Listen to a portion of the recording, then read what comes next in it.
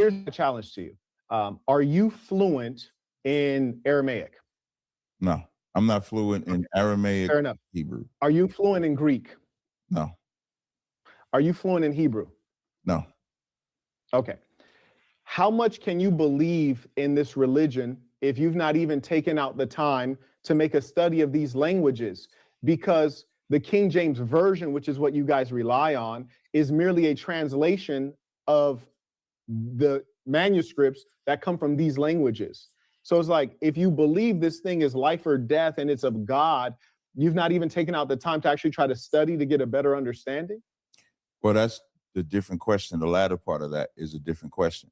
So on the Eurocentric part, I just want to reiterate again, King James was a brother, so he wasn't a white European. So when we say You said that 4 times, but I never objected to that. I said he's a European king, and then you ignored that. I don't know why you're so touchy when I just correct your mistakes. So now What was the mistake? When you thought King James was white, and so I never said he was white. I said he was a European king, which is a fact. So you're lying. You have to be honest. No, and then you got to be honest. I didn't say he was white. I said he was a European. And that's a fact. But everybody he's a European king. European under the standing that he was white. So now when no, you have to stop lying. You have to stop lying. He was king of what country? When it comes to the Hebrew, he was king of what country? He was a king of 2 kings. He was a king of Scotland and a king of England. Okay, great. Fantastic. Are those European countries? Yes, but is he a white European? Okay, so he was a European king. Don't play word games because it makes you look disingenuous. You're playing word games. Like my audience. You're playing word games here. No one respects that. You know the semantic wiggle that you was King James a Hebrew? Yes. Okay, King James is Hebrew. Okay, fantastic. Is he also a European king? He called himself a Jacobite.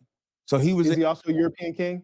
He called us. I know you don't know that history, so I can educate. I'm curious. Is he also a European king? He would be considered a European king because he was in. Okay, fantastic. So now you just clarified that I was speaking accurately. Now, let's get to the real point. The question that I asked you is, if you're so deep in your religion, why is it that you've not taken out the time to study Greek, which is a European language, mind you, to study Aramaic, or to study Hebrew? If you actually believe this nonsense, why haven't you studied it? Yeah, when I say European and he tried to follow after me, everybody knows. When it comes to the languages, I said I'm not an expert in it.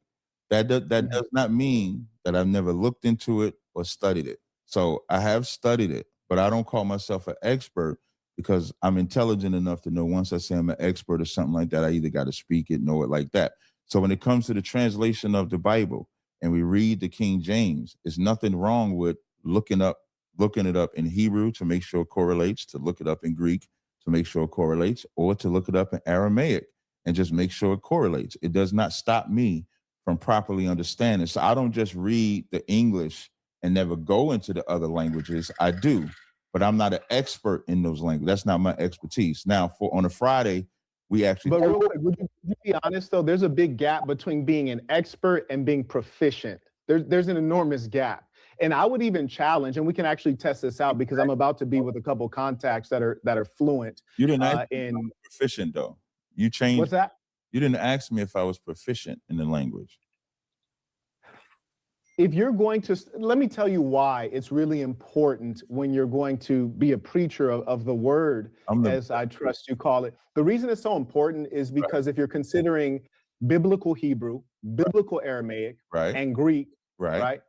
You're dealing in Hebrew, which has a limited tense system. It has poetic parallelism. It has idioms, all things that cannot be translated into English. So you have an extraordinary amount of translation that's occurring, which is utterly bizarre. The idea that you have human beings translating the word of the divine.